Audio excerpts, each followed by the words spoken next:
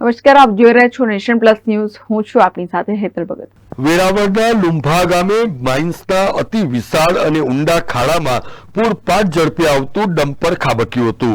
વેરાવળ તાલુકાના લુંભા ગામે ખાનગી માલિકીની ક્વોરી લીઝ માઇન્સના વિશાળ ખાડા પાસેથી ડમ્પર લઈને હરિરામ યાદવ નામનો પરપ્રાંતીય ડ્રાઈવર પૂરપાટ ઝડપે પસાર થઈ રહ્યો હતો.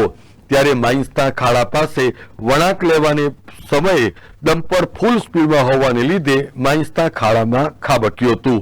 આ સમગ્ર ઘટનાના સીસીટીવી ફૂટેજ સામે આવ્યા છે, જેમાં ડમ્પર પૂરપાટ વેગે પસાર થઈ રહ્યું હોવાનું સ્પષ્ટપણે જણાઈ રહ્યું છે. ઘટનાને પગલે તુરંત જ સ્થાનિકો તેમજ તંત્ર દ્વારા માઇન્સના ખાડામાં ખાબકેલ ડમ્પર ચાલકને બહાર કાઢવાની કવાયત હાથ ધરાઈ હતી. પરંતુ ડમ્પર ચાલક ડમ્પરની કેબિનમાં બંધ હોવાને લીધે અને માઇન્સમાં 50 ફૂટથી વધુ ઊંડું પાણી હોવાથી ટ્રક ચાલકને બહાર કાઢવામાં સફળતા મળી નહોતી.